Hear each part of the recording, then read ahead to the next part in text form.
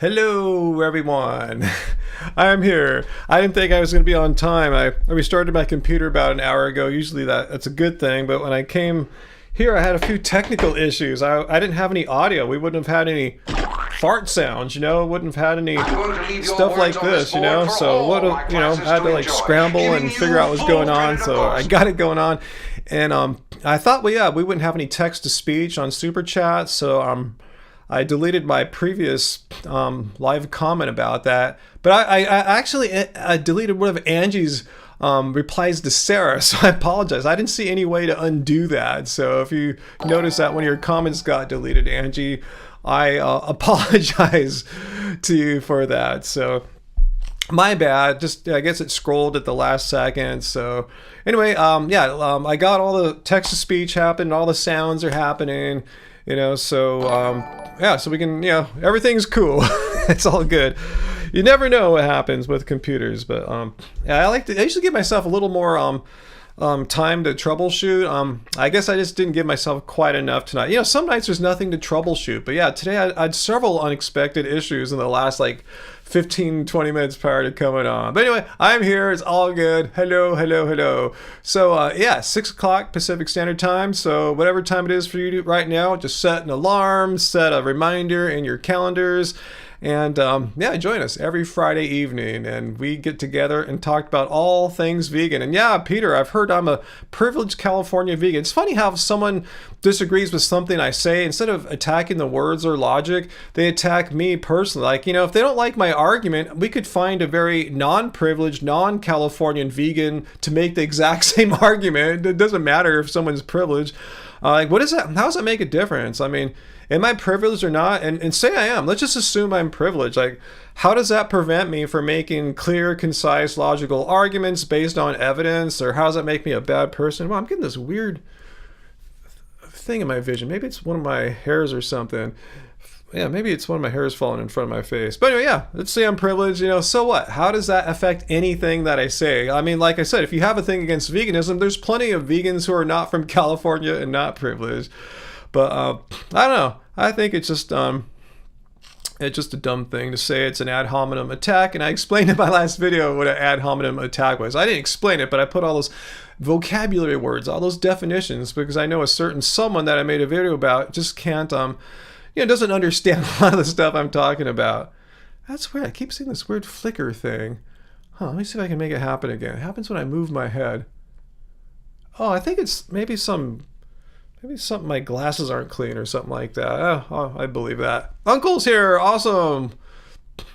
And is Peter still here? So yeah, Peter, thanks for sharing all this stuff about the person we shall not name. But let's not talk about her much. And yeah, I deleted that. I saw that flicker thing happening.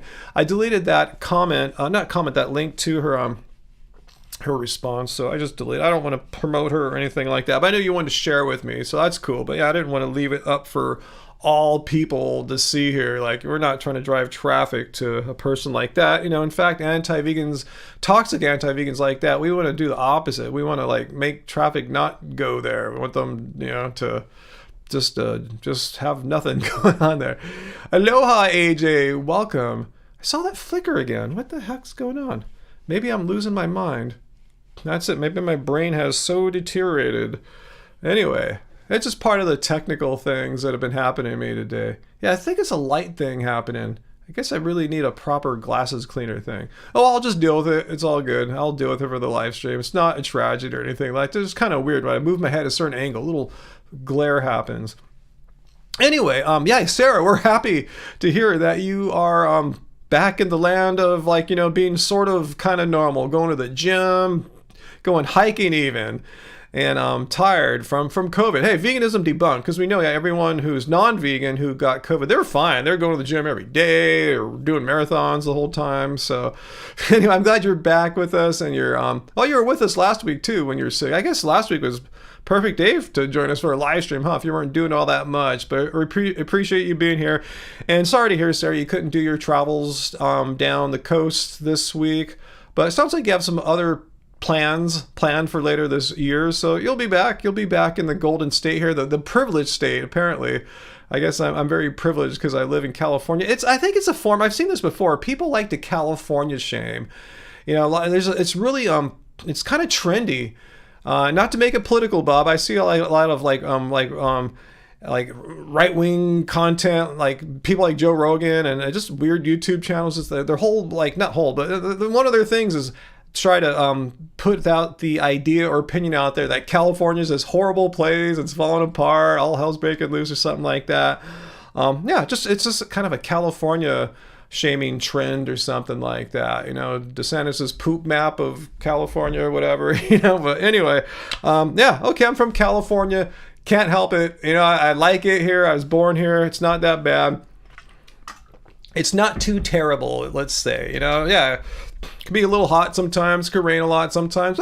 That's pretty much anywhere, right? Nowhere's perfect. But shaming someone from where they're from, I mean, someone tell me what state, like a person like, you know, VD's from, and should I shame her from being there? I don't shame people from being from a state that I don't like, you know? Yeah, I'll admit it, there's some states I'm not too excited about, but no, there's no way I'll ever shame someone for being from a place I don't like or something like that. It might not be their fault, but they might love where they live, you know? They might have been born there and really proud. I'm not here to diss it, just I might not be into it. I would probably not want to move my life there, but you know, other people, yeah, they're totally cool to be there. I'm not going to shame them. Such a dumb thing. Bi-coastal elite, whatever that means. I only live on the left coast here. I haven't been to the East Coast all that much. I guess I'm a West Coast elite or something like that. Didn't Rogan escape the state? Well, he went to a state. He coincidentally timed his move away from California to Texas around the time when Spotify was going to pay him $100 million. And considering there's a considerably different state income tax set up in Texas, I think that had a lot to do with it. I mean, he can complain, oh, there's homeless people. There's homeless people in Dallas. There's homeless people in Houston and Austin and all that. He just wanted to get away and save maybe like $10 million or something like that. I mean, I can't say I blame him. If I were to get $100 million, I might consider for a while moving to a state where there's no state income tax. I mean, $10 million, $10 million, right? I mean, that's a whole, change your life. You could pass it on to the next generation and all that stuff. So, and it's not like Joe Rogan was living in a bad area. He's a very wealthy man. I saw where he was living at, roughly his neighborhood. There's no homeless people there. There's no dirt or grime. He lived in a very privileged area. Talk about being privileged. You know, I don't get millions of dollars to do this or anything like that. I don't even get thousands of dollars to do this. So, yeah, he was a very privileged Californian, and he did what he thought was best for him. I'm not going to bag on Rogan for moving to try to save many millions of dollars. It's his free choice as a free American to do that if he wants to. There's actually, I just saw on YouTube, or where was it that I see this California Exodus thing is false. It was actually, we had more people move to California last year. Let me see if I can find that really quickly here. Here, let's go browse the web here. I'm not going to dwell too much time on this. Okay, this is from 2021. But I saw something on just recently. Well, this is from 21. I'll try to find something more recent than that in a bit. But anyway, this it's a bunch of nonsense. I mean, if it were true, it'd be awesome. And thanks for the super chat tip there, Hector Reason. Thanks for our first super chat tip of the evening. I mean, you've heard about the housing crisis here. Maybe there's just not enough housing to go around. So I saw some economists project out if there was this mass exodus, it would help California's housing crisis, but it would take literally like several decades to really make a significant impact as far as housing prices go. So anyway, yeah, I actually wish our population here would decrease a little bit. I'm not being facetious or anything. I truly do wish. That's one reason why I want to leave here, this area that I live in, because it's such a hugely dense population center. I forgot how many tens of millions of people live in the SoCal area. So I'd like to live somewhere, like I said many times, where there's fewer people, more nature. I want to change the balance. Here there's way too many people, way too little nature to go around. I want to be in nature, living in or near a lot of great nature, and have way fewer people around me.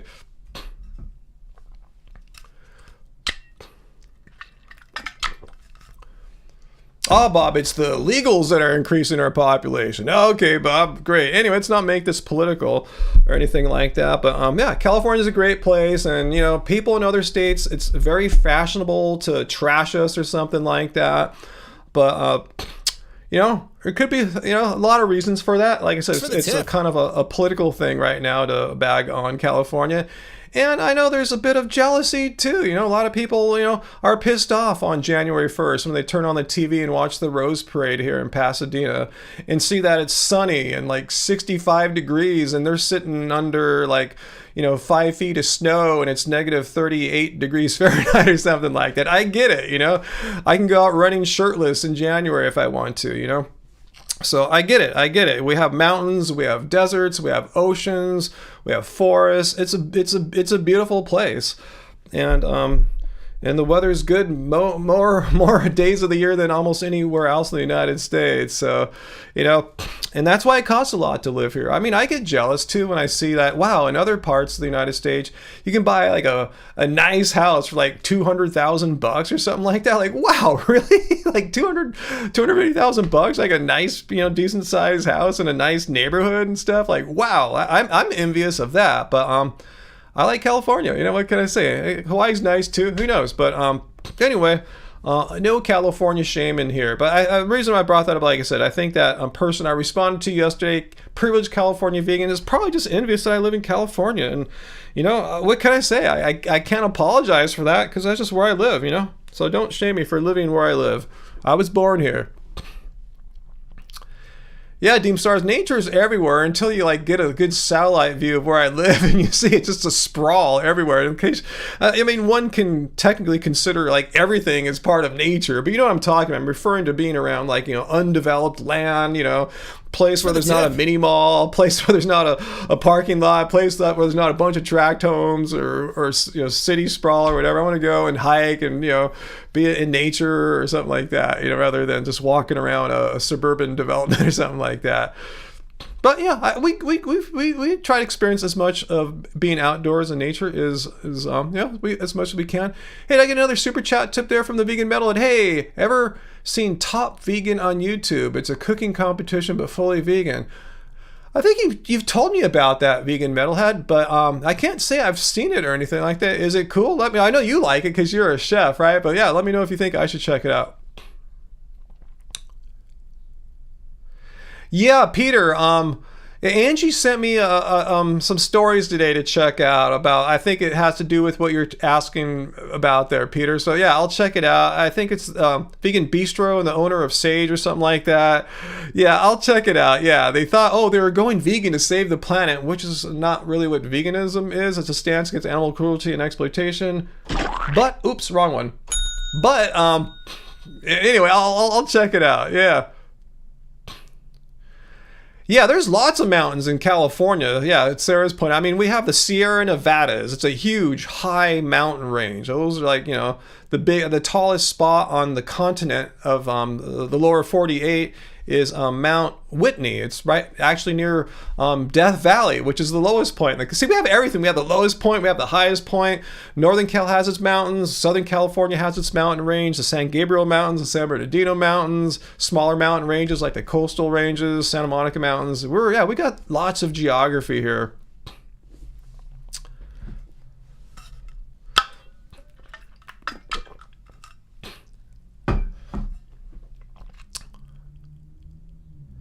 William Shanks, when you traveled to Orange County in January, you thought to yourself, I could live here. Yeah, Orange County, is like it's part of this whole suburban urban sprawl of Southern California. But generally, Orange County is, a very, blessed area. It's, a lot of it's along some of the, some of the most valuable real estate coastline in California, great weather. Still has the problems that I have here, like access to a lot of nature. But yeah, it's a place a lot of people would love to live in if they could afford it. Orange County is super expensive, just like all of California in Southern California, but Orange County even more so, just for the reasons I mentioned. It's just some of the richest people in California live in Orange County. I mean, not to say there's not rich people elsewhere, like Silicon Valley, all over LA, but yeah, Orange County isn't cheap. Hector, thanks again for the super chat tip. No, I've never traveled to Iowa. You live in Des Moines. Yeah, I've never really traveled much through the Midwest. I only drove through the Midwest one time, did a road trip from Los Angeles to Chicago. So we didn't really make it into Iowa. Kind of caught a little bit of Missouri. That's probably the closest I ever got to Iowa. But it sounds like a cool state. Yeah, I know one of my friends back in college went to University of Iowa for creative writing. Suppose that's a really good place for that. He seemed to have a good time out there. Sarah, you'll be in Mendo one day. Be in Mendo one day, meaning that's where you want to move to, Sarah? Is that like your dream or final place where you want to have a forever home kind of thing? Because that's what I'm thinking of right now too, that kind of thing. You know, you guys know I've been talking about this from time to time where I want to end up at forever. You know, this is cool. I'm not saying where I live sucks. I don't hate it or anything. You know, on paper, a lot of people would be super envious. You know, I live like on as the crow flies, as they say. Less than a mile from the beach, you know, in Southern California. That's not too shabby, right? You know, it's pretty cool. You know, and just being in California, as we said, is cool. You know, whether people want to admit it or not, most people, you know, wouldn't mind living here. It's beautiful. The weather's great. It's a beautiful place to live. So anyway, I'm still thinking about if I could improve it a little more, so I can live somewhere where there's less people, more nature. I have a few places in mind.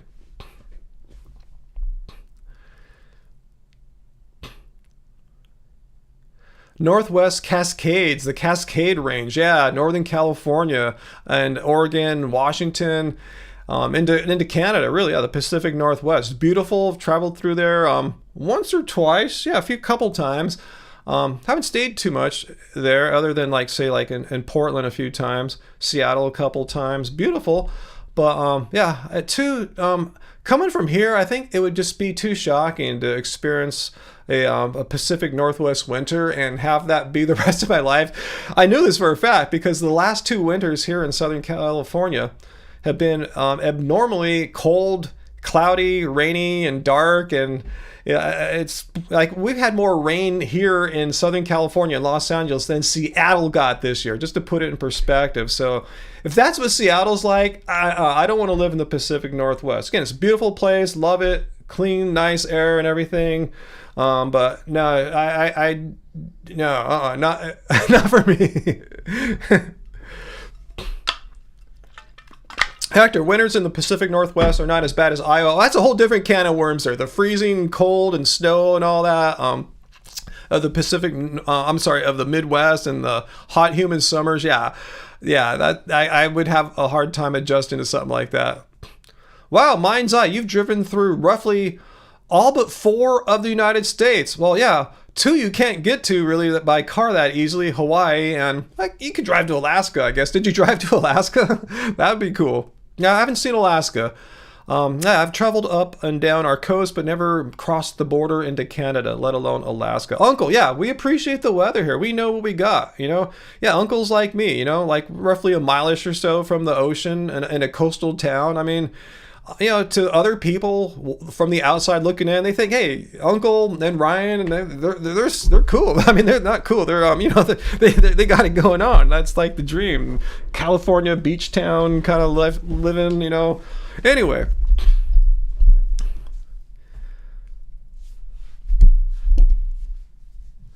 Wow, Sarah, you've lived through 4 winters now in Bend, Oregon.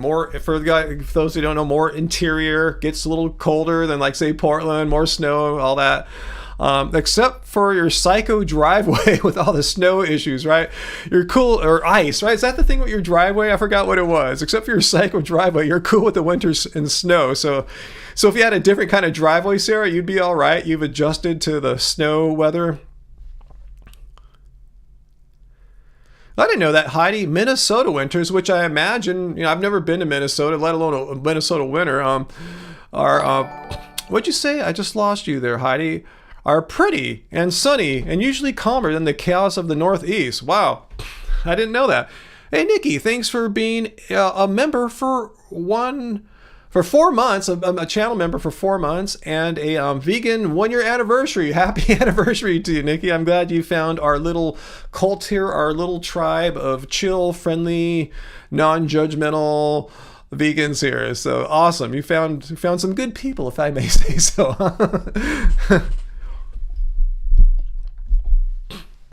Uncle, yeah. Well, that's actually from the outside, someone like VD watching, I'm assuming from not around here, someone could watch us, Uncle, you and me, and say, hey, those people are privileged. They live by the beach in California, and it's really expensive there. They're privileged. I could see how someone could make that claim. And, I'm not sure what the definition of privilege is, but, if someone perceives me as that, fine. They can call me that. They can see me as that. Doesn't mean things that I say are automatically wrong or false or illogical or something like that. That doesn't follow. One could be the most privileged person in the world and still speak truth.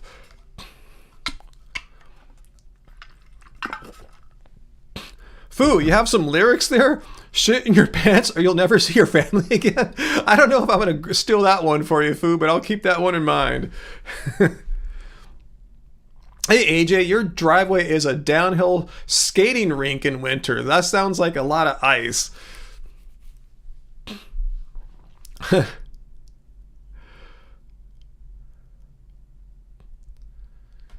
Hector, how's my playing these days? Any new skills? Thanks for the super chat tip there, Hector. Let's see. I don't have any new scales or anything like that. I mean, just the same modes I play in, like typically minor modes and Dorian mode sometime like that.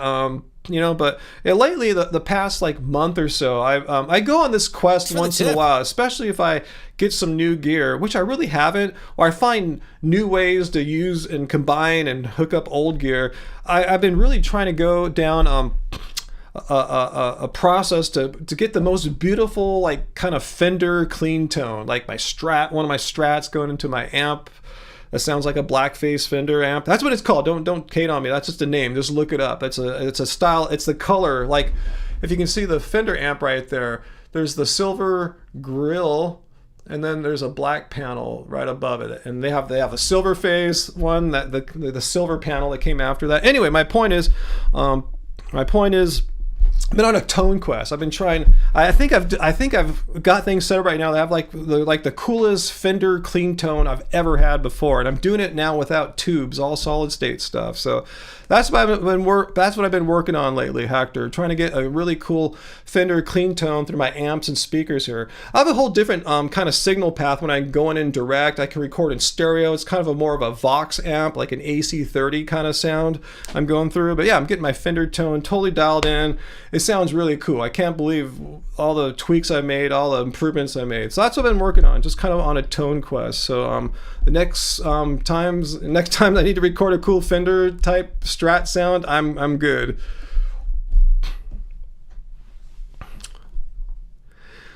Foo, you're fully medicated and gotten more sleep. Awesome, cool. Now I want to get my mom some medication. Actually, I think she suffers from some kind of chronic anxiety and OCD maybe. I gotta try to work with her to get her looked at, get some meds for her.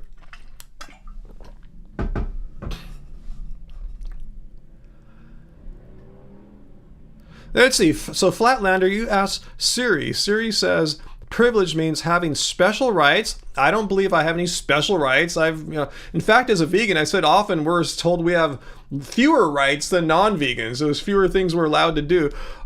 Let's see, what else did it say? Advantages or immunities. I don't think I have any immunities. I could still get thrown in jail if I do crimes or something like that. Advantages. Well, that's kind of that could apply, and that's kind of relative. Have certain advantages that other people may not have, and there's plenty of other people that have advantages that I don't have. So anyway, yeah, if I'm privileged, I'm privileged. If someone thinks that, cool. I'm not here to debate that. I'm here to debate veganism. Veganism is not about you. It's not about me. It's not about us. It's about animals. So let's say I'm like Jeff Bezos or Elon Musk. Pick your favorite billionaire. I'm super privileged. I have 20 houses, 10 yachts and mansions and all this, airline, my private Gulfstream jet and all that stuff. I could still say things that are true. So privilege doesn't really make any difference as far as like if you're what you're saying is factually correct or not, or is logically correct or not. But yeah, again, it's not about me. I'm saying, who cares if I'm privileged or not? It doesn't make any difference. It makes no difference. It's not about me. Attack my words, attack my arguments. Who cares about if I'm privileged or not?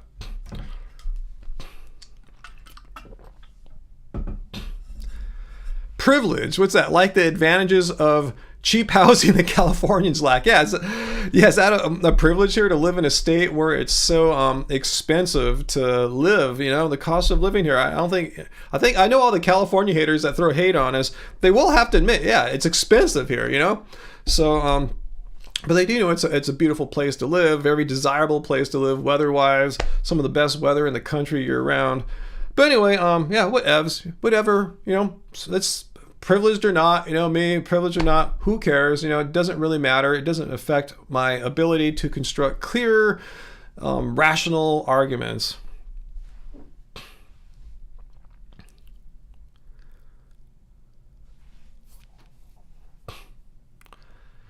What's that, Uncle? You have to pay? What do you have to pay? Oh, to pay to live here. Yeah. It costs. It costs the money to live here, I mean, that's just a fact. It has nothing to do with me. I didn't set the economic realities of the United States or California or anything like that. It's just how it is. That's how supply and demand works. A lot of people want to live here. And like I said, for good reason.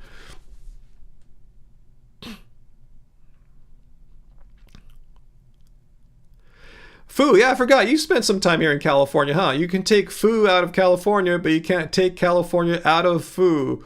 California Uber Alles. Yeah, any guys remember that song from the Dead Kennedys in the 80s or 90s? That would have been the 80s, huh? Anyway, hey, Hector, again, thanks so much for your super chat tip there. Much appreciated, Hector. Thank you so much for being so generous. You don't have to keep doing that, but thank you. It goes to a good cause here. It goes us to doing what we do here. Us creating content, both like vegan content, music content, and we're working hard on music. We have several new songs. We're just working on the promotional aspect. We filmed and edited a complete new music video Sunday, Monday, and Tuesday. 3-day project. I think it's already done. Rendered it to 4K.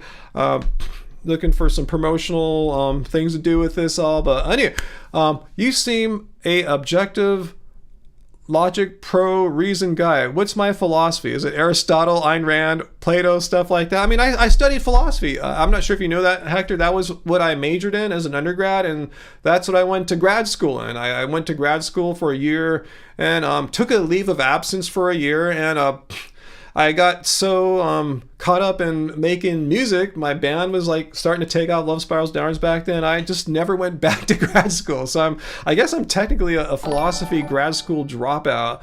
But I don't have any particular philosopher that I see as the one that speaks the truth. I mean, where I studied undergrad, they had us study the entire history of philosophy, which is really unique. Most places where you major in philosophy, you don't have to take any history of philosophy, or maybe one course tops or something like that. But yeah, I got an overview of all major areas of philosophy, and yeah, it was cool to see. I think because of that, I don't think any one person was right or anything like that. So I think at the end of the day here, at the end of the decades, because the last philosophy course I took was in 1991 or 2. I can't remember anymore. Anyway, I think it was 91. That was the last time I sat in my grad school. And anyway, what is left now is clear, or at least I hope is critical thinking. That's what philosophy did to my mind. I learned a lot of cool things, read a lot of cool stuff, but I think at the end of the day, what I'm left with for the rest of my life, whether I want to or not, is a very critical thinking way of reasoning, if that makes any sense. Hey, AJ, thanks for the weekly cult dues. Yes, if you're not familiar, Hector, I happen to be the leader of veganism, because people always say you vegans are a cult, and I always thought that was ridiculous. So it's like, all right, I'll step up. I'll take the honors of being the vegan cult leader. But thank you, AJ, much appreciated. Your generosity and just enthusiasm for us doesn't go unnoticed. We appreciate it. And again, it really helps us to keep doing what we're doing here, making content of all kinds. What's that, Allison? Next, they're going to say that animals that got rescued from slaughter, who live in sanctuaries, those animals are privileged because they have advantages that, they got lucky. I mean, what evs? Let's see. You see the gasp for Ayn Rand in the comments. Hopefully not mine, because I'm not really a huge fan of Ayn Rand. And she's a well-known like Aristotle fangirl, or I'm not sure what to call her, but yeah. I've studied Aristotle, studied Plato. Like them both. They both had good. I kind of like Plato a little bit more maybe, but yeah, I've studied a lot of Aristotle. I had a whole semester course in ethics and morals. See, a lot of people say, how come you're not more into moral philosophy? I did study some moral philosophy, but just not the kind that is like popular. I studied a whole semester of Aristotle's virtue ethics, which really doesn't come in too much handy when it comes to like talking about veganism and stuff like that. But yeah, it's just I didn't study the kind of ethics that's like the more like talked about kind. Stoicism. Yeah, those were like after Plato, like after the whole like Greek philosophy thing, the beginning of Western thought or whatever they refer to that era as. Yeah, after that came like Neoplatonism, Stoics. Yes, a lot of like I read them some of the post Greek philosophy people in my medieval philosophy class. Stoics. I remember Epicurus and Epictetus. Does any of those names ring a bell? In fact, I have one of my hard drives or my SSD drives named Epicurus actually. But is that giving too much private information? Now someone's gonna try to hack me or something like that.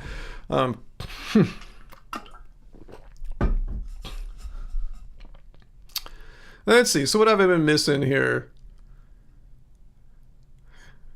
What's up, Jessica? I'm going to be trying way harder to get a job this year. Awesome. So I can't think of giving an occasional. So you can think of giving an occasional super chat tip or donation.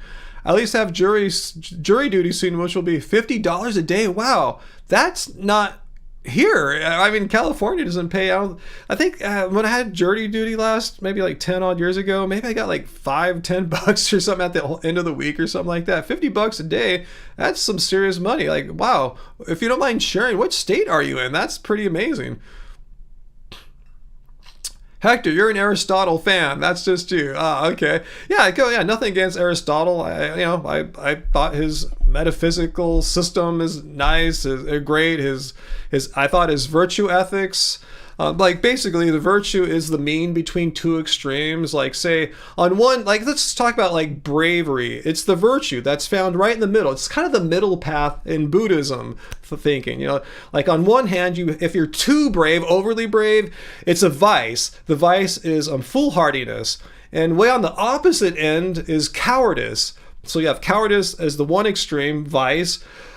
Foolhardiness is the other extreme vice, and the middle is the virtue, bravery, something like that. That's kind of in a nutshell Aristotle's virtue ethics. I oversimplified it, but it's kind of like that. It's kind of a middle path thing. And I have noticed very often in life, Angie and I kind of notice, hey, the middle path was the right answer for a lot of problems we're grappling with. It's like, oh, the middle path is, it's the best one.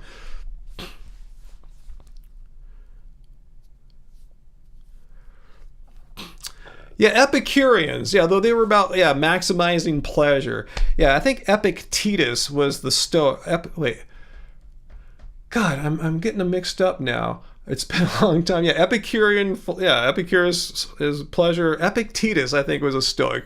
Someone double check that for me. If Epictetus was a Stoic. Uncle, the court paid you $15 a day, but your work should pay full wage for 5 days. Yeah, when you're self-employed, as I am, you don't get jack crap, The only you get is that $5 a day or so. I don't even remember it being 15 a day. You must have gone more recently, Uncle. Actually, mine was maybe 10 years ago. I can't remember. I can't remember when the songs I was working on back then. So yeah, it would have been about 10 years ago. So maybe it's gone up a little bit. Okay, Jessica, your jury duty. So thanks for sharing. You're in Connecticut, and you thought jury duty was $25 a day. When you had real long ago, but it's supposed to be $50 now. Hey, that's some righteous bucks, right? Go for a full week, $250. I mean, that's awesome. Okay, Carl, I was right about Epictetus being a Stoic.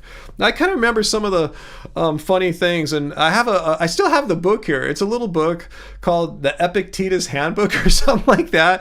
It just had all these cool quotes, like, you know, one, it's just how to have the right. It's almost like Buddhism. It's kind of have the proper attitude, so you don't have unrealistic expectations. I remember he said, when you're going to the Roman or Turkish baths, I forgot which one, it's irrelevant, we don't know the difference, right? When you're going to the Roman or Turkish baths and it's crowded, prepared, expect in your mind to be jostled around because it's crowded. You know, that stuck with me, that one. When you go to the Roman baths, prepare to be jostled.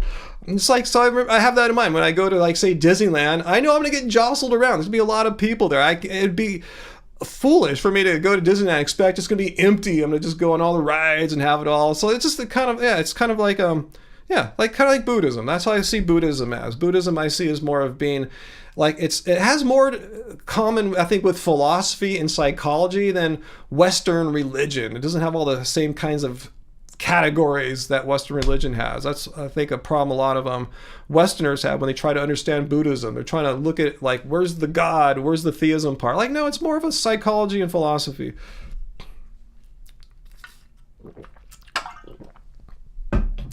Okay, Zeno started, that's back from ancient Greek, Zeno's paradoxes. So Fritz is saying Zeno started Stoicism. He was influenced by Plato, Seneca, Marcus Aurelius, and Epictetus were Stoics. Yeah, I like Epictetus. I still have my Epictetus book here. Uncle, very right. What was I very right about there, Uncle? I was saying a lot of weird stuff. Hey, Joseph, thankfully it's not jury duty in New York. Let's see, Sarah, you were on a 3-week jury trial in 2006. Super grateful for the experience. Wow, that's a long one. I've only done one my whole life so far. I've kind of got lucky or got out of it or something like that. Hey, Simnet Nutrition. Derek, good to see you, man. The Stoic Marcus Aurelius was the man. Really, I've never actually, I tell you, I was talking earlier how when I studied philosophy as an undergrad, I was one of the rare universities where we had to take a semester in, like, ancient Greek philosophy, medieval philosophy, and then post-medieval, the Enlightenment, you know, from, like, you know, Descartes, Kant, and all that, you know, all the way. Anyway, what was I going to say, though? I never read Marcus Aurelius in my studies, and I'm not sure why. He had some great teachings. Cool. Yeah, that's a gap in my knowledge here. Yeah, most people that you meet that majored in philosophy read zero Marcus Aurelius. Most people that majored in philosophy read absolutely zero medieval philosophy. For some reason, my school just really wanted to make sure we got exposed to all of the history of all that. So that was cool. I know a little bit of medieval philosophy, but yeah, none of it really, like, resonated with me. It's not like it's not like the ideas of medieval philosophy are like referred to all that often in, like, you know, like from Descartes onward. It's like philosophy kind of started anew then. Simnet Nutrition, you don't know much about philosophy. Yeah, you sound smart if you talk about it. That's true. Some people would call you privileged because you know some philosophy. You know, that's what I've been accused of lately. I just got accused. I just made a response video about a very toxic anti-vegan. Just put it out yesterday, and I just showed how she totally doesn't understand any of the arguments I made. She totally misunderstood, and she unknowingly proved my point when she made a huge error. And her big response to me, I didn't see her video, but Peter, my moderator, told me her big response, oh, Ryan, he's just a privileged California vegan, you know, like, oh, so that's your response to my my argumentation, my pointing out the flaws in your video, is to do a personal attack on me, not addressing any of the important issues. Like, who cares if I may or may not be privileged? It doesn't matter. That's irrelevant, you know? Anyway, but yeah, we're all privileged if we know any philosophy. Uncle, how'd you get out of jury duty all this time? That's amazing. Awesome. Some nutrition. Hey, everyone, I always love turning in to HAG live streams when you're cooking dinner. Yeah, this is a fun place to hang out. We're really we're happy to have you here is what I'm trying to say. Well, I think I've created, I'll say I've gone out in my way here to create a very friendly community here. You know, people are friendly, and if they're not, they can get their asses kicked out of here by me or one of my wonderful moderators. People just have to be cool and respectful, and I think as a result, we've scared away all these level 5,000 vegans that think their poop don't stink and other vegans aren't as good as they are for whatever dumb reasons, and we've gotten, you know, when non-vegans come, they can come and hang out here. I welcome non-vegans to come if they want to learn, ask questions, as long as they're respectful. Not meaning they have to respect me, just respect just the basic principles of like being civil with people. That's all we ask for here. Yeah, and we just try to create positive vibes. What we do, we create positive vibes, and we try our best to maintain positive vibes throughout the entire live stream, but it doesn't always happen. Sometimes, you know, so it could be in a bad mood or something like that. Who knows?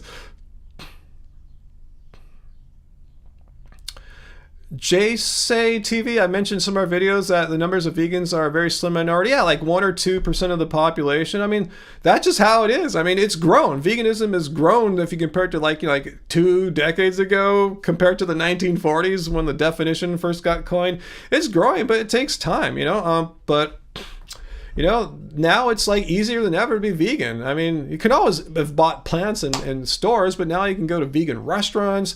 You can get special processed things in the supermarkets like burgers, ice cream, jerky, you know, you name it. It's so easy to be vegan now. So, yeah, I guess you're looking at like the glass is half empty. I see it as half full. There's just so many options, so many foods.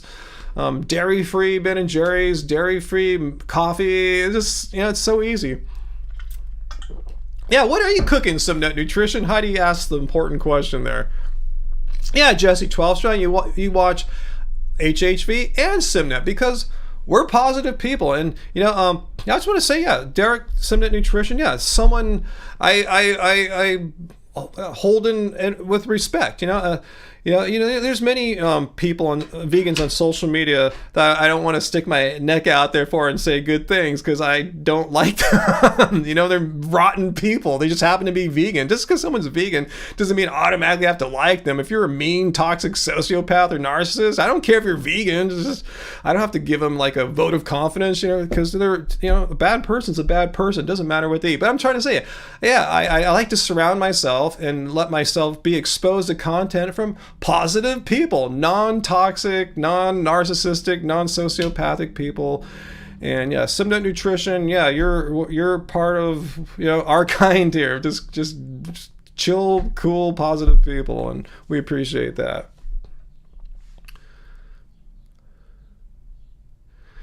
And I'm pretty damn sure I'm never going to have to watch a video from Simnet Nutrition entitled, "Why I'm No Longer Vegan." I'd be shocked as hell. All right, so see what you eat tonight. Just had some tofu and veggies. Rice and greens, pretty standard. Not trying to make this about you. No, we were just kind of curious that you like to enjoy our live stream as you're prepping food or having food.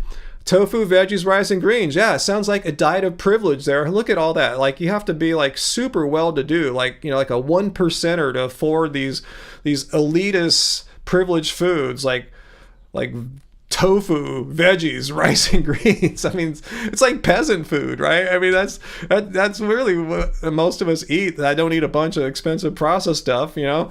We're eating like, you know, peasant food. It's not that expensive to buy rice. Yeah, sounds great, huh, AJ? What are we having tonight? Well, we just had Angie just made us a nice dish. I made some rice in the pressure cooker, and she stirred together this thing based upon some black-eyed peas and put in like celery and other veggies. So it's kind of like what Derek had. Yeah, there was kale in there too. So yeah, we had a meal very similar to Simnet Nutrition's meal there. I did have your name right, Derek. I feel like I'm messing up. I have this thing. I'm really like weird about saying people's names because I have this hang up that I'm always gonna like say it wrong and embarrass myself. Just let me know. I feel like I'm doing something wrong here. It's a weird thing I've had for years.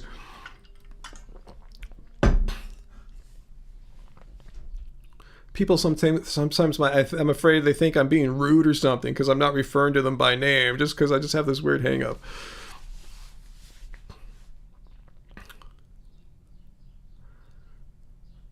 Let's see, what did Sarah have? Let's see this elitist meal that another vegan had here. Let's see. So Sarah had rice. Yeah, very elitist there, huh? Elitist California West Coast vegan here. Beans, again, very elitist of you, Sarah. How dare you eat these like privileged foods there? Hot sauce, another thing that only like Jeff Bezos and Elon Musk could afford. Nooch, kraut. Ooh, avocado. Yeah, Pierce Morgan would have some issues with that. But, you know, they grow here on the West Coast. So, hey, Hector, what's that? Thanks again for the super chat tip there, Hector. Really nice of you. What are my thoughts on Blue Zone areas? Have you read? Yeah, I remember reading a Blue Zone book, like 10 odd plus years ago, like in my early vegan days, and I just saw that Blue Zone series on Netflix, which I thought was really cool. I'm glad they showed how you don't have to live in some exotic place like Greece or Okinawa. I mean, there's a Blue Zone like, you know, an hour and a half's drive from right here. Just drive across town to Loma Linda and you're in a bona fide Blue Zone. So it shows you can live in this, you know, modern, civilized, busy world in a major city, a major population center, and still experience the benefits of Blue Zones. And it's really interesting. It's really telling how in Blue Zones, there's a few common denominators. Like they get some exercise, they have a good social network, and they don't eat a hell of a lot of meat, right? They're like a lot of the Seventh-day Adventists are vegans and vegetarians. Not to say all the Blue Zones are vegan or vegetarian, but that's a common theme across them, is that they don't eat a ton of meat. And some eat absolutely no meat. I saw favorite Indian dishes. I got it right. Okay, Derek, thank you. I just feel, and it's a weird thing. It's probably I have to go get some like therapy or counseling to figure out why I have this weird mental hang up about saying people's names and for fear of getting it wrong. I must have really screwed something up wrong when I was like 4 years old or 8 years old or something is my guess. Yeah, let's see. I mean, I have a lot of favorite dishes like Alo Gobi, Bengan Barta, Matar Paneer, stuff like that. All vegan versions, obviously. You know, and we make khichdi like on a weekly basis here. You're not going to find that in any restaurants, but you will find it in the Keep It Carb book, the ebook. It is, you know, unless you have the print book still, which we are sold out of, and we're not going to repress. But yeah, we have vegan food quite often here.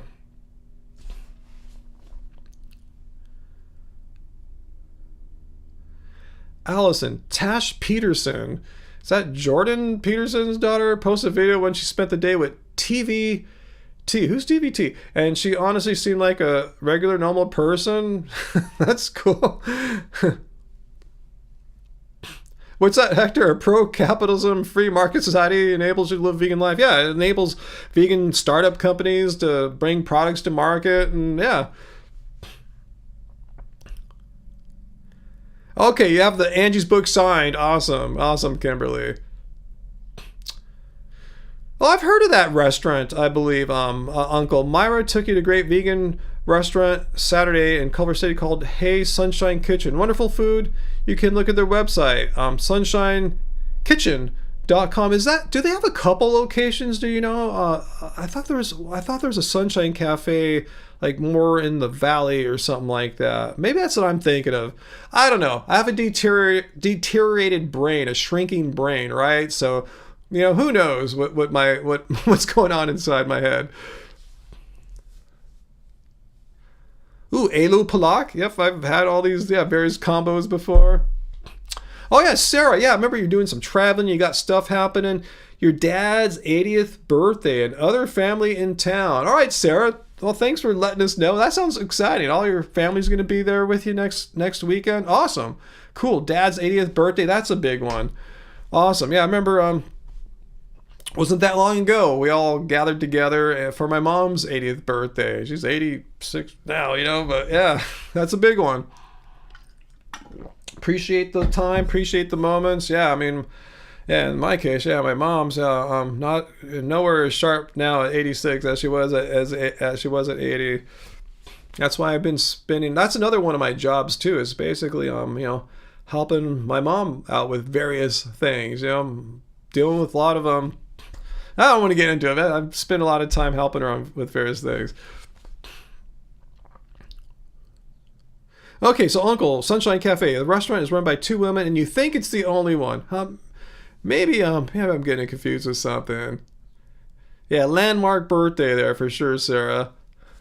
Yeah, and happy birthday to your dad. Of course, yeah. Wow, hippie Easter, your mom is 90. Wow.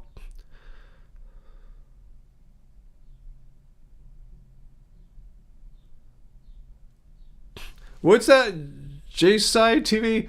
Poor folks can't afford to eat plant-based, but not entirely vegan usually. Yeah, that's the thing. Yeah, plants typically, especially in outside the United States where the meat isn't being subsidized by the government. Yeah, plants are, we see this all the time. We watch like Asian television, you know, all of Angie's Asian channels, and yeah, we see like, yeah, the actors, the ones that are portrayed as lower means, they're eating a bunch of plants, and they wish like, ooh, I wish I could afford to get the meat and the ramen or something like that, but they can't. They want to, you know.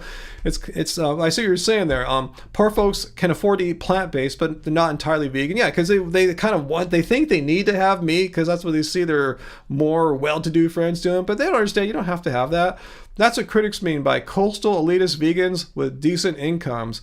Well, I think they're not entirely vegan just because they think they still need to eat meat. I mean, the cheapest foods on the planet, you know, are plants. You know, like foods that can fuel, you know, civilizations, like rice and legumes. These are super inexpensive foods compared to the costs of producing meat, because they have all these, you know, plants need to be grown for animals to eat. So it's a very inefficient way, more expensive way to produce food. Just get the plants to the humans instead of having a middle person that you eat.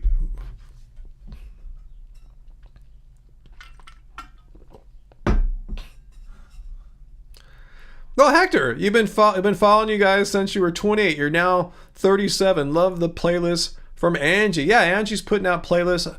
More so on Spotify, because more people have Spotify than, like, say, other streaming services. Yeah, we just put some up. Yeah, oh, cool. I'm glad you're checking out what Angie's putting up there. It's usually a good reflection of the kinds of musics that we're listening to at the time or have been listening to for a while.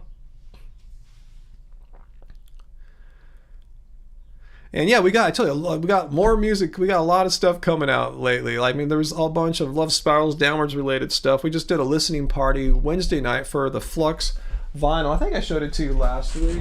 So let me grab one right here. Let's see.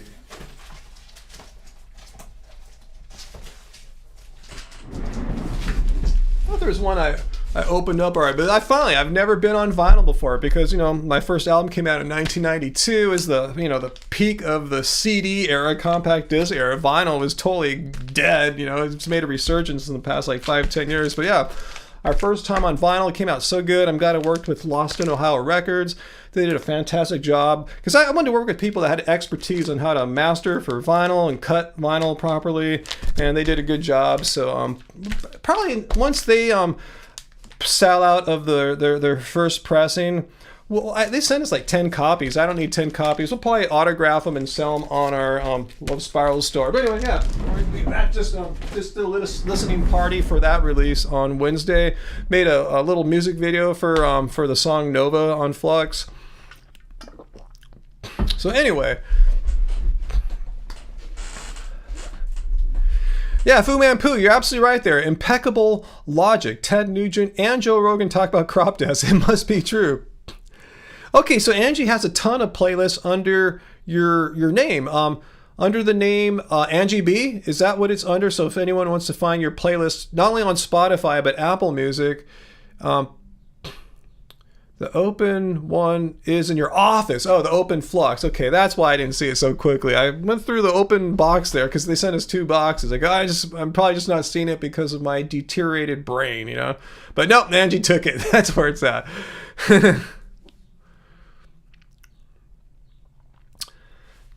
Yeah, Angie helped me with the Flux a lot. Yeah, she didn't perform on it, but she helped me compile it. She found, like, you know, helped me find the old tapes She marked off a lot of these. The Flux vinyl, this one I just showed you, is a exact, the same 9 songs that came out on the 1998 CD. But last year we put out a deluxe remaster on digital that has it's twice as long, because we found all these extra tracks that were more or less done but never made it onto the final album. So there's a lot of unreleased music that was just sitting here. I was hoarding like a selfish person. I finally got it out there and the world can hear it all now. Okay, so Angie says, if you're want to follow her on Apple Music, yeah, you can follow at Angie_B on Apple to see what she's listening to. So do so. Yeah, Angie's listening tastes and mine aren't exactly the same, but they're pretty close. They parallel each other. We parallel each other like 80% or something like that.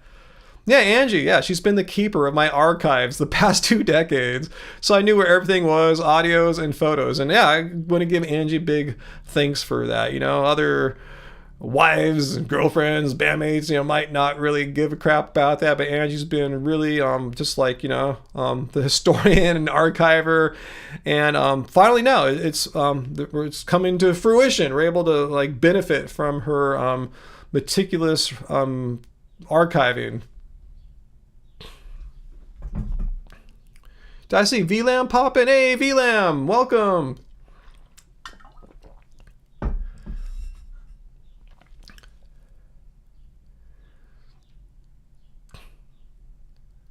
Yeah, she keeps track of everything. Interviews, reviews, everything else. Angie has it. I mean, that's amazing, because I'm not keeping track. And I know Suzanne, my old singer, is not. So Angie's the one kind of keeping it all together. And I appreciate that, It's kind of cool. I'm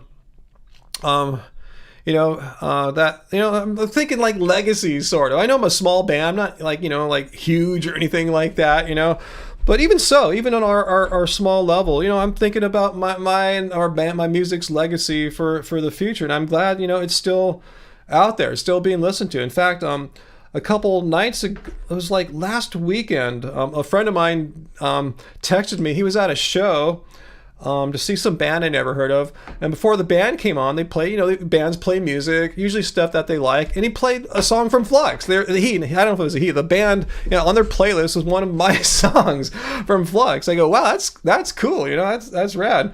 So yeah, I'm cool. I'm cool with that, and yeah, just trying to now think about legacy. What can I do to get all the music out there, put it out there in a way that's gonna reflect well on itself, on the music, and people hopefully remember us. As long as Spotify and Apple and everyone pay their electricity bills and keep their servers running, our music will live on forever. Yeah, my artistic work will be my legacy, and it's something to think about, Uncle, because remember we were talking to you last week. I wanted to get your, and I will hit you up. I don't need it right now. Don't give it to me right now. Don't put his or her name out there for all to see. But yeah, I was gonna discuss with you, maybe hooking up with you to get your attorney, your state attorney, and this is something we have to think about. When we're not here, who's gonna receive the income from music? We get an income from music, believe it or not. Even if we're not putting out new music, there's all sorts of royalties and streaming and stuff like that. Someone's gonna have to be in charge of all that, and so we got to think about this stuff. So anyway, let's move on from that. Okay, Angie just added some stuff to lovespiralsdownwards.com. Yeah, we just revamped both Love Spirals and lovespiralsdownwards.com to have new website WordPress themes. We had these really kind of pretty themes on those two sites, 2 different themes, by the way, and they both, we edited them and interacted with them both very differently. They're too hard to edit, so we were just like, should we want to add some news to the websites, but we knew it'd take all day for us to figure out how to do it, because we don't do it all the time because it's such a pain. That's why we gave them these 2 new themes that Angie discovered. She was using on her site. I said, hey, this is easy. Let's just use that. So now it's really easy to update our websites. So anyway. Oh no, Fu Man, you were savagely verbally assaulted at work today, had security drag the bun holer away. Hopefully it's not a person you work with. It's like someone from the public or a non-employee. I mean, that's even worse if it's someone you work with. If you have to see that person again, man, that's horrible, Fu. I feel for you, and if you need medication today, totally got it.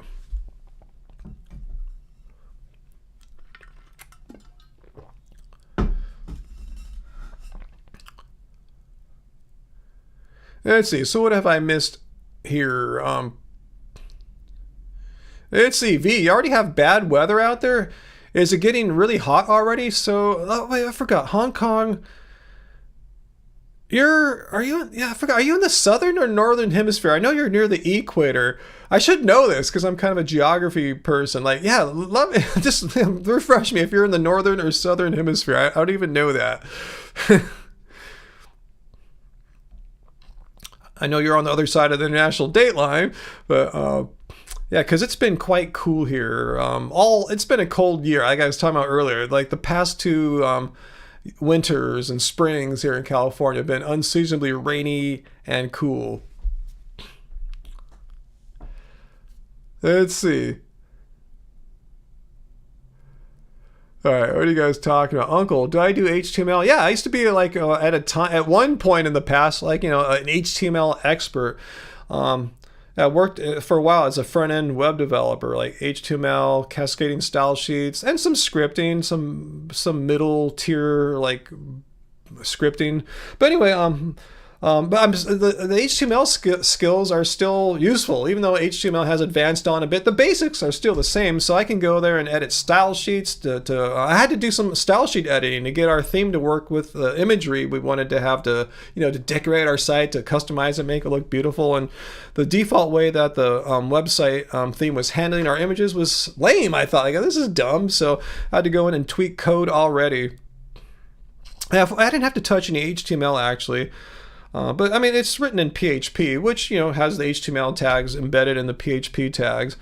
But anyway, that's a bunch of boring technical garbage.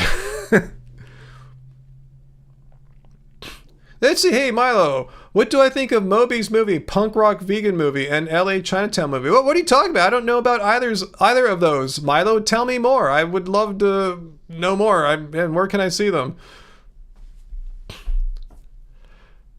Okay, so VLAM, Hong Kong is in the northern hemisphere on the northern edge of the tropical zone. Oh, I really thought you were...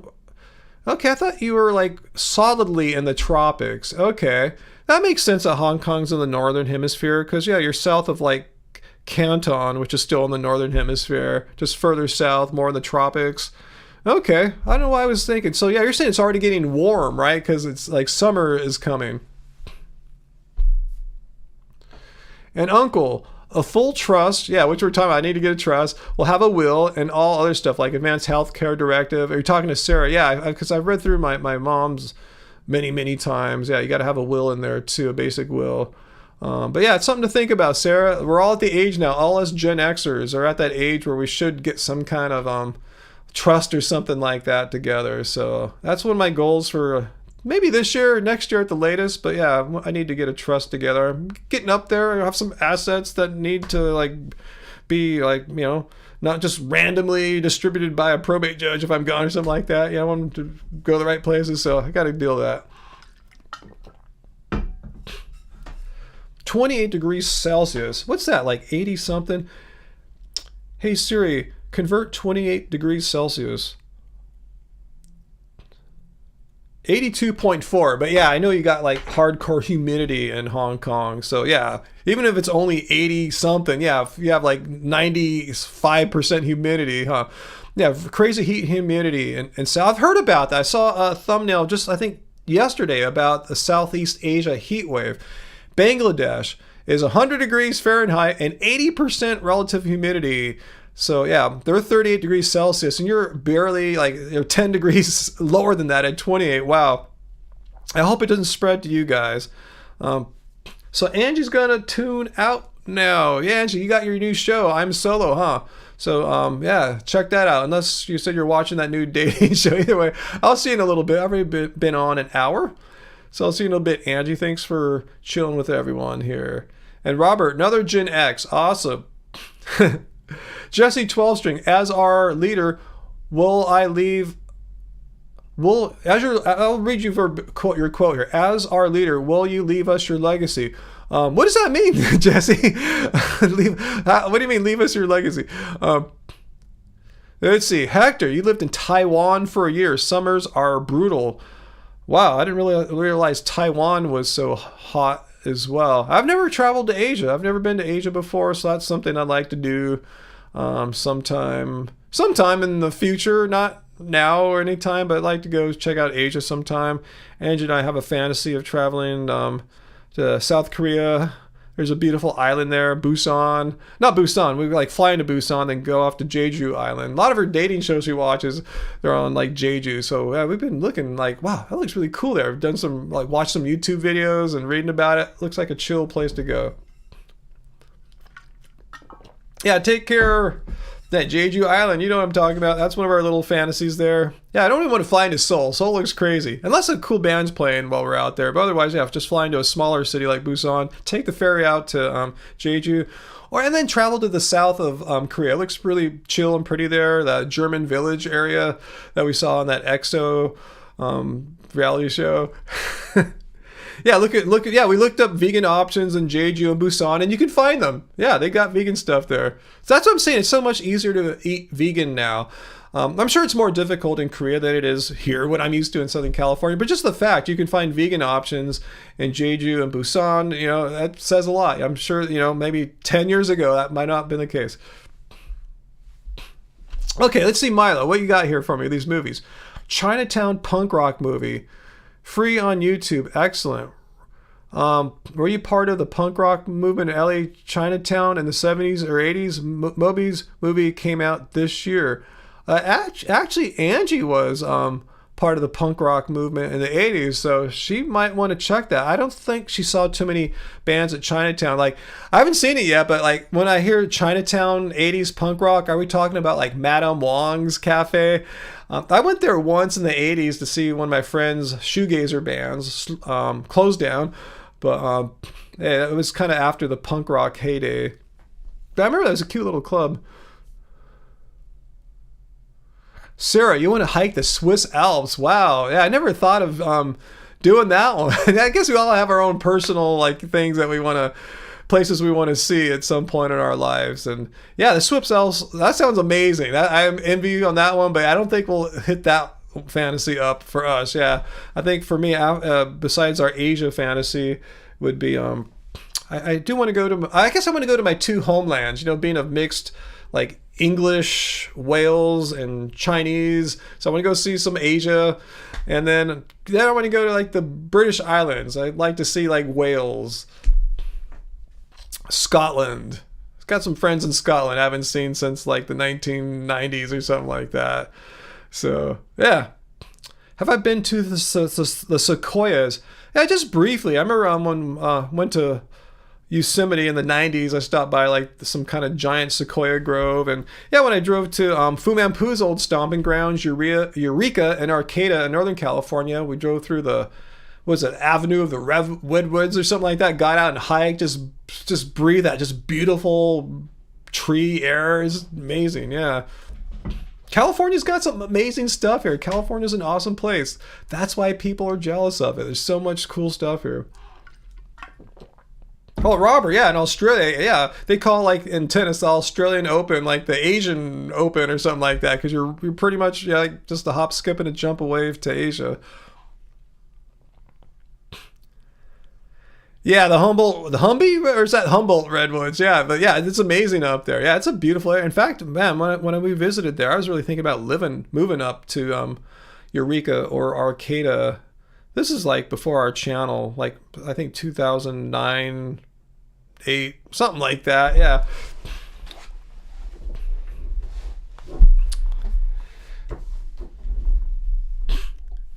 Sarah, you probably won't hit the Alps, so you don't love faraway travel. Okay, I'm not the only one that doesn't like faraway travel. That's what I was fantasizing. If we did live in Hawaii, which is still, you know, a possibility. You know, you're kind of sort of halfway to Asia, so I figured like, whoa, what's going on here? Why is Siri playing me music here? I never even heard of that band. What the hell, Siri? You're tripping. Anyway, I was going to say, you're kind of halfway to Asia if you're out in the middle of the Pacific. Okay, so Moby's movie, punk rock vegan movie, and Madame Wong's is the other one. Oh, is it called Madame Wong's? So that sounds cool. Yeah. Well, I'll look these up. Thanks for letting us know about that. I'll let Angie know too. Some of her history might be, she might see some of her history there. Definitely travel buddy. Get that passport. I gotta see. My passport, for all I know, is probably expired. Oh, Humby. Really, is that a nickname for Humboldt? I guess I haven't spent enough time in Northern California. Humby. No, that's a new one for me. I've lived here my whole life. I've never heard Humby before. I made Siri on your phone come on too. I don't know what I said. Yeah, it came on my. I use my iPad here to like change screens. Like, say I want to go to like this button or the poop wall or something like that. I use my iPad to quickly switch between screens, and somehow I triggered Shlomo. I don't want to say her name anymore. I call him Shlomo.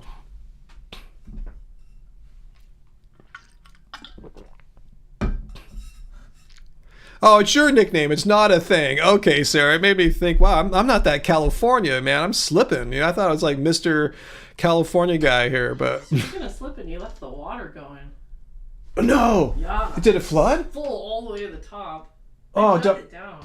Wait, it was still going? I didn't set a timer? It was still going. Is there a problem? Is it like wet all over? I think it's okay. Hang on one sec, guys. One sec. I'll be right back. I was running my water purifier and I didn't let me hit the be right back button. Be right back, guys. Make sure nothing horrible happened. I'll be right back.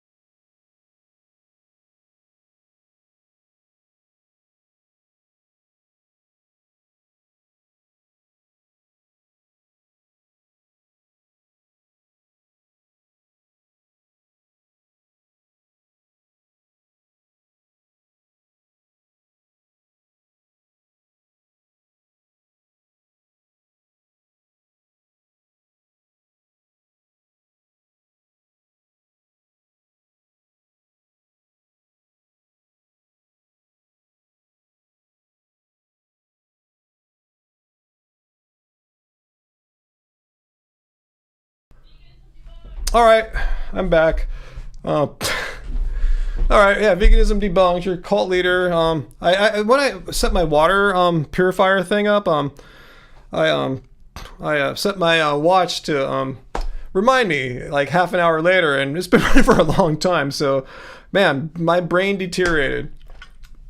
It didn't flood. I have it set up right by a sink, so most of it went into a sink. But somehow it somehow gets beneath the sink, and there's all these t-shirts that's stored down there. Ones I don't really wear much anymore. Ones I'm probably going to get rid of or use as rags. Those got really wet. So that's what's the worst problem, is that we have all these kind of soaked t-shirts and a couple blankets. So yeah, no flooding or anything like that. Thank God for that. I don't know how I screwed that up. I guess Shlomo on my watch, when I set the timer, didn't set the timer. I should have looked. So, oh well. I'm back. Gosh. That sucks. Oh, well, I guess, I had to get some new filters anyway. It's time to change them. So I guess this will be the last time I run those filters. It's a 4 or 5 stage system, so I'm replacing the first 2 stages soon. Anyway, bleh. See them. Yeah, Angie just forwarded me those stories today when I was at the gym. She told me about them. She briefed me on them. I haven't read them yet, but it sounds like a bunch of craziness. But I'll probably be my next video next week about the Sage restaurant in LA turning non-vegan all of a sudden to support regenerative agriculture because they think that's the way to save the planet or some craziness like that. Whew. Anyway.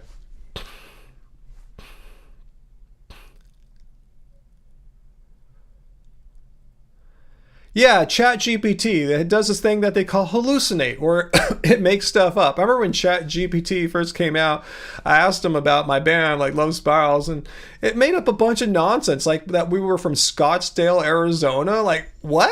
What the hell are you talking about? It makes stuff up. So yeah, it's hard to trust the factual aspects of ChatGPT. I think it's great for other maybe creative things. If you want to, like, say you're a real estate agent and you wanted to flourish your property listing up, like give it the basic facts and say, hey, make it sound really interesting. Yeah, stuff like that. But as far as facts go, yeah, it can hallucinate.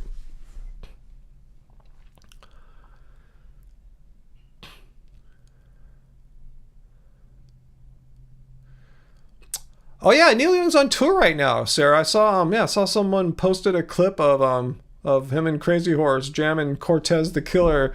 I didn't click it on yet, but yeah, just yeah. Are you? Yeah, you're gonna see him, right? It was in this cool small theater or something like that, right? Or was it an outdoor place? But yeah, you're lucky. I know if I went to go see him here again, I want to live somewhere where there's fewer people, so I don't have to battle like going driving through the beast of Los Angeles to like find the non-existent parking at the Hollywood Bowl or something like that. That's where I saw him at. Or a big festival like I saw him at the Rose Bowl about 5 years ago. You know, just I want to go somewhere where I can just kick back, maybe 1,000, 2,000 people or something like that, and have a chill time, rather than having a entirely stressful day to get like 2 hours of cool fun and then back to stress. Yeah, great outdoor amphitheater here with great acts. Cool. Hector, you've been to too many Neil Young bridge school shows in Mountain View? I'm not sure what those are. You can't be 20 on Vegan Mountain. Yeah, Sugar Mountain. What is Shlomo? Shlomo is my name for Apple's digital voice assistant that begins with the letter S, which I don't want to say because something will get activated on your phone or my phone or something like that.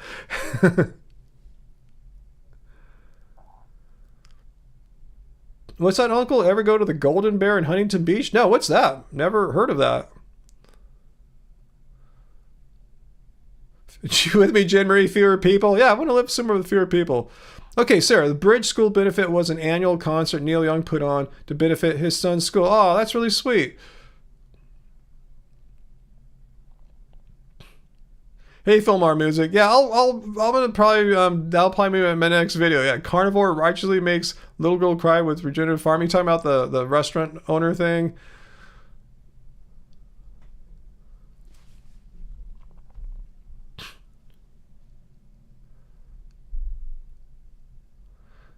Wow, you've seen Neil Young probably 20 times. I could think of 3 times I've seen.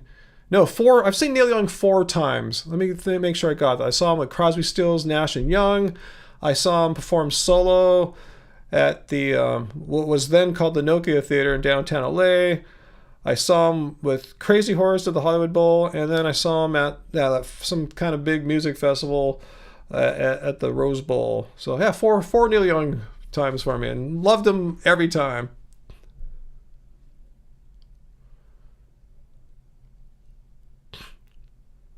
VLAN, that's easier for you to say too. In Hong Kong, one of the most people-dense places on the planet. But even out here, where we don't have the giant high-rise lifestyle that Hong Kong has, I still say there's like just way too many people here. That's why I'm saying if it's true, I wish there were a California population exodus. You know, it just takes some of the pressure off a little bit.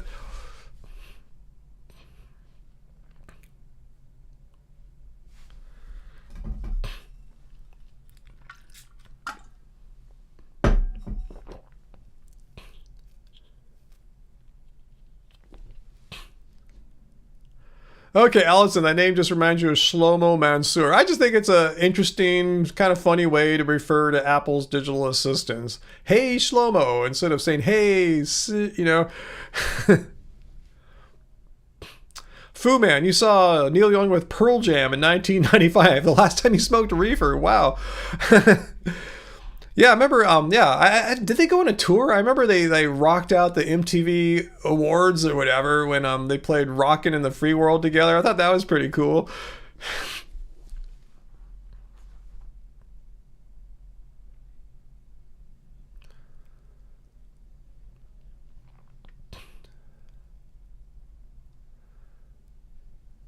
That's cool, Sarah. You can see a lot of the bands that you get obsessed with. You've seen Cracker like a dozen times.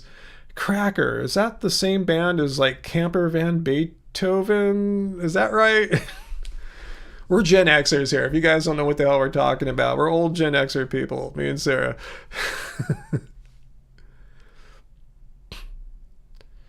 Hector, when you always travel home to California, you stay at Hermosa Beach? Hey, that's where Uncle's at.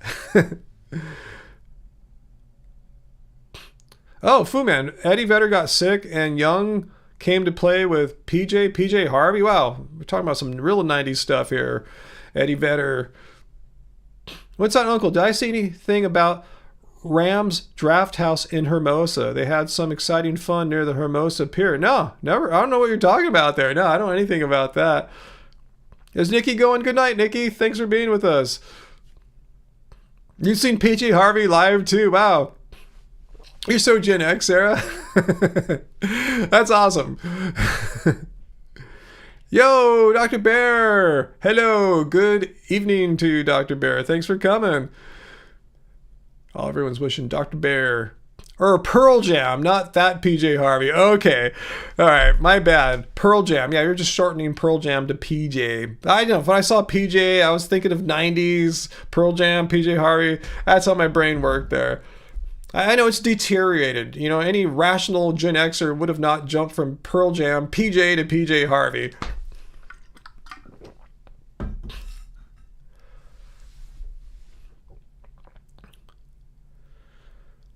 All right, cool. So what is going on here besides your cult leader forgetting things and doing stupid stuff tonight?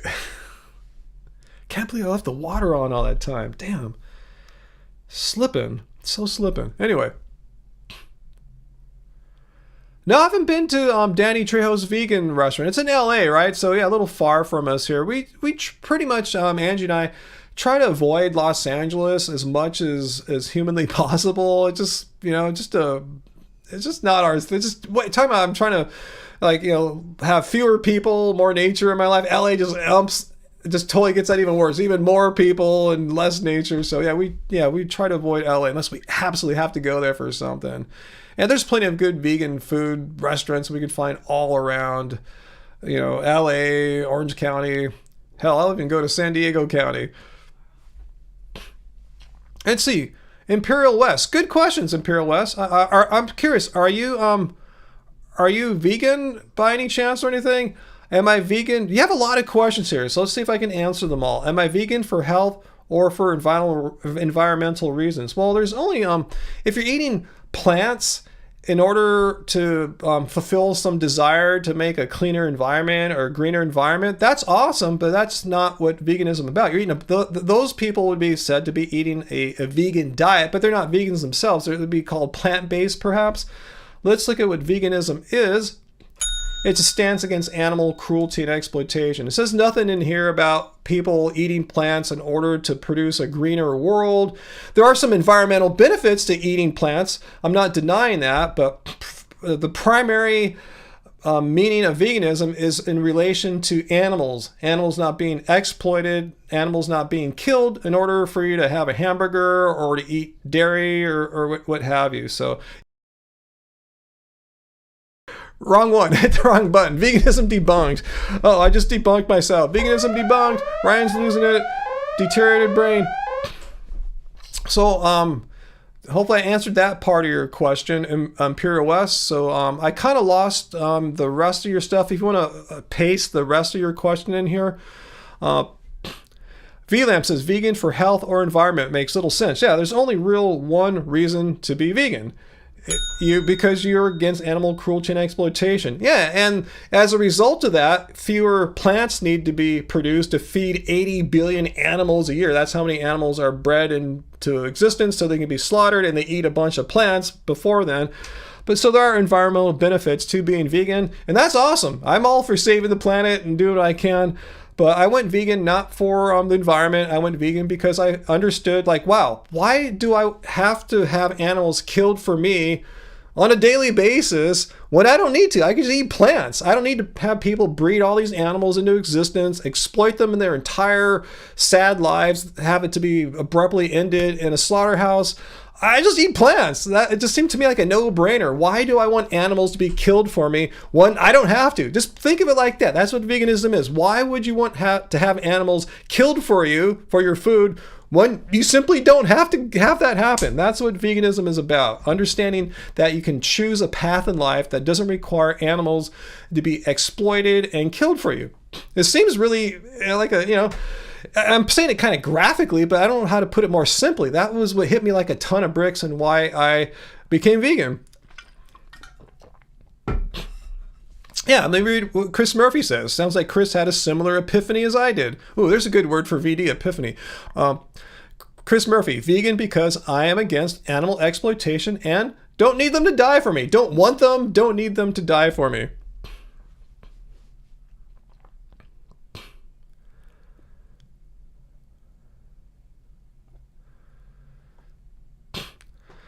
Peter Cunnington, that is horrible reasoning. So Saladino thinks food that has fewer ingredients is automatically healthier than food that has multiple ingredients. That's horrible reasoning. I mean, that one ingredient could be poison. It could be super high cholesterol bomb or something like that. I mean, it could literally be poison. One ingredient, poison. The number of ingredients can be irrelevant. Just because something has some processing doesn't mean it's bad. It could be processed with other whole foods. When something's processed, doesn't mean they automatically have to put weird chemicals and crap like that. You could mix like a one plant with another plant. Or turn tofu into soy into tofu doesn't mean it's somehow like some crazy unhealthy processed thing.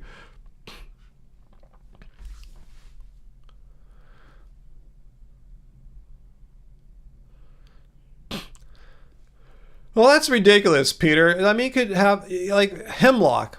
One ingredient, poison. You could have that, or you could just eat some tofu, which is, maybe has a couple ingredients. Like, it's obvious which one's going to kill you and which one's not. It's just ridiculous. Does he have any science to support that thought experiment? That's what it just sounds like, some kind of crazy thought experiment. Yeah, oats are processed, but does he say oats are like unhealthy? I guess he would. But anyway, that's a ridiculous thing to say. Yeah, that's right, Dr. Bear. Yeah, Lifting Vegan Logic has great parodies making fun of carnists who perpetuate the natural equals good myth. The fewer ingredients, the better. If something's natural, it's automatically good.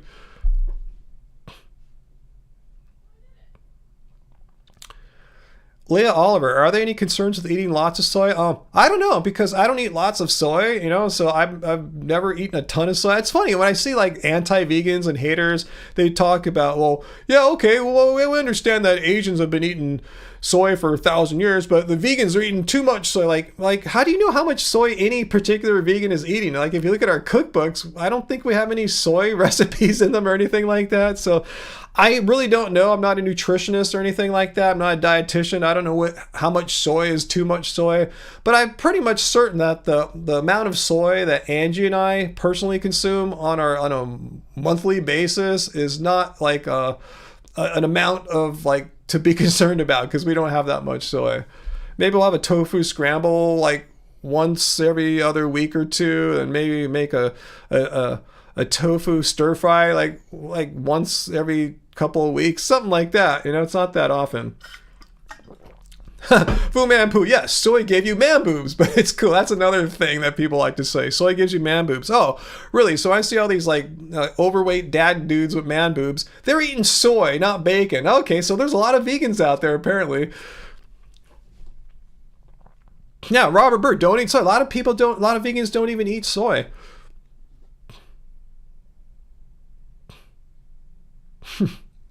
Yeah, Allison, a lot of people have a lot of ridiculous reasons why they can't go vegan. There's so many silly reasons.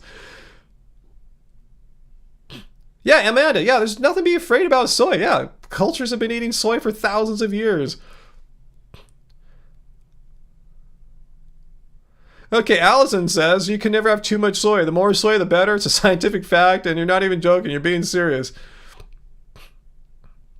Yeah, some people don't get along with soy, like Robert. It's all good. That's the thing. As a vegan, you don't have to eat soy. I don't know why these anti-vegans assume that we vegans are just eating tons of soy because we need to have meat substitutes all day and all night. That's ridiculous. They've obviously never been vegan before. Hey, Redlocks, going good. Good to see you. Yeah, Sarah. Yeah, soy can be an allergen for some. Yeah, fortunately, yeah, not for you, not for me, not for Angie. Most of the soy is highly processed. Well, what do you mean by highly processed, Imperial West? Well, again, I told you I don't even eat much soy. Maybe 3 to 4 times a month. Think about it. How many meals does a person have in a week? About 21, like 7 days, 3 meals a day. That's 21. So over a month, what is that? It's 21 times 4. With me? Are you with me, Dr. Bear? What is that, like 84 meals in a month roughly? And if 3 or 4 of those meals, of those 84 meals are soy, that's not a whole hell of a lot of soy, Imperial West. So I'm kind of dubious if you're going to try to assert that having 4 of your 84 meals in a month having a soy component, a tofu component, it's going to do some kind of wreck my health or something like that. Do you have any kind of thing you want to show me, like a study, not like a shirtless carnivore guy ranting in front of TikTok, but some kind of study saying even low amounts of soy are going to cause mortality or something like that? 24 times 4 is 96. Thank you, Dr. Bear. 24. Yeah, thank you. See, people can see, my brain is deteriorating here live in front of you guys. Yeah, so 4 out of 96 meals, say, have some kind of soy in them. 4 out of 96 meals in a month, like 1 a week, 1 meal a week, out of the whole 96 in a month. Yeah, that's really not a whole lot of, that's not a whole lot of soy. And you got to remember, non-vegans eat soy too. It's not like a food that's exclusively grown for vegans or anything like that. In fact, humans eat about 1 or 2% of the entire soy production of the world. Most of all of it goes to feed your meat eaters, cows and livestock. Yeah, Miss Graven, our Satanist comrade as well. No, I don't believe that cows are needed for the soil health of our planet. I mean, I'm not an ecologist or anything like that, but soil, from what I understand, requires or is more healthy when it's not being, what's that called? Monocultured in like a chemical-based growth system, fed chemicals, fertilized chemicals, if the plants are actually grown in soil rather than chemicals. And yeah, the soil is bettered by the addition of amendments such as scraps from plants. It doesn't have to be scraps from cow poop or chicken poop. You can put plant matter into the soil and give it what it needs to be healthy too. And if you don't believe me, you can see there's veganic farms which put no animal products into their organic soils. They have healthy soils producing beautiful, delicious, nutrition packed plants. So no, we don't need to exploit cows. I mean, sure. I mean, if you really believe that, if you really believe cows are needed to poop to make the soil better, great. Let some cows roam, let them poop, cool. But we don't need to kill them or anything like that. If you need, let a couple cows wander and poop around, and I'm sure some coyotes will poop and some rabbits will poop. A lot of pooping's going to go on. If you really need some poop, I'm sure they could take human poop and spread it out in the fields too or something. There's no shortage of poop.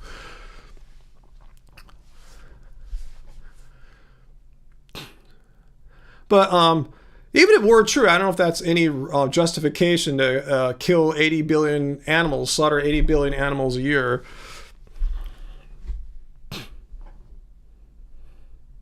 Yeah, Samuel, I agree. Anytime I hear people saying these outrageous, unsupported, crazy claims about soy, I'm with you. It's ridiculous what people say about soy. And I know there's a really, really good chance that the meat and dairy are passing these rumors. They are. They actually pay influencers to say this stuff, to say it to their following, so people will hear it, and then they'll repeat it. That's how it works.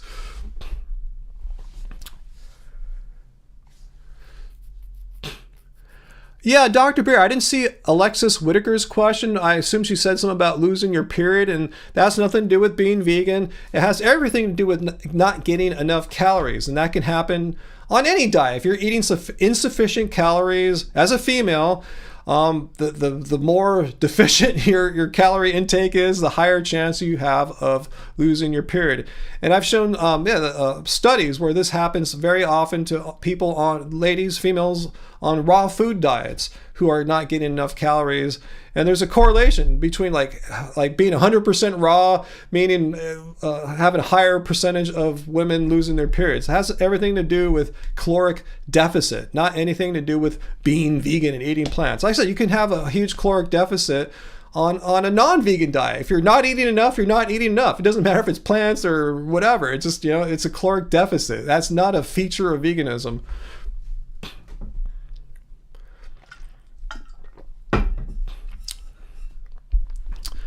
I don't know, Alexis. I am not a doctor. If you want to talk about how many calories is perfect for your metabolism, for your lifestyle, for how much you exercise, that's something you need to work out with a doctor. I'm just telling you, there's no research that says if you eat plants as a female, you're going to lose your period. But there is plenty of research saying if you don't get enough calories, you have a high chance, your chances of losing your period increase, especially the more and more into caloric deficit you go long term.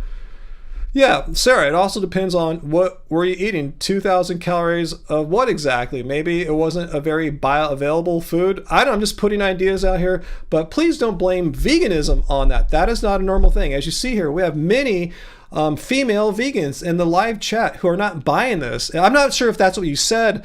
What's her name? Amanda? I'm not sure if that's what you were saying, Alexis. I'm not sure if that you're saying, and I'm not denying that didn't happen to you or anything like that. I'm just saying, if you're coming here to say that's like a normal thing that happens to females, ladies, when they eat vegan, it is not. Trust me. I know so many ladies, females, who are vegan, and I don't know any that have lost their period. I've heard of some who have, though, and they pretty much all have a couple things in common, which was that they were under eating themselves, particularly on some kind of like raw or near kind of raw food diet, stuff like that. They weren't eating just like regular food or something like that. But again, I said that could happen to any person who's not getting enough calories. What is enough for you? Again, I'm not a doctor. I'm a music producer. You probably don't want you shouldn't seek my opinion on what's the perfect amount of calories for you. Talk to someone who's a health professional on that. But please don't assert that it's some kind of thing that's normal. Losing your period's a normal thing for vegan ladies, because you're gonna have you're gonna have about like 30 ladies right now just telling you that's not true.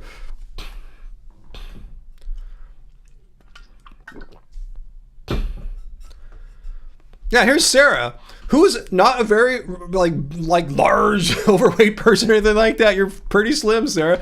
And you said you wish your period would get lost. Almost 51, going on 51. You want your period. You wish your period could go away. Like, what do you need to do? Like, how much do you need to starve yourself or something like that?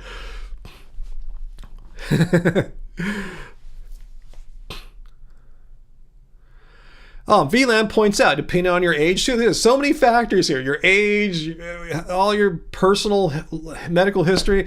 That's why I'm not giving medical advice. I'm a music producer. Let me say it again. I'm a music producer and vegan activist, not a doctor. But VLAN says, yeah, if you're perimenopause, your periods get erratic.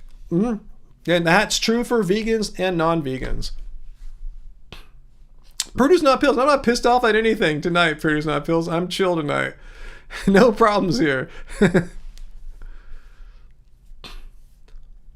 Okay, Alexis, I don't know. I'm sorry that happened to you. I assume what you're saying is true. You're not like some kind of meat industry troll. I assume what you're saying is true. But yeah, sorry about that. That's not what's normal as far as as you can tell here. We have all these vegan ladies saying that didn't happen to them. In fact, a lot of them wish it happened to them. But yeah, losing your period is not a normal thing of female vegans.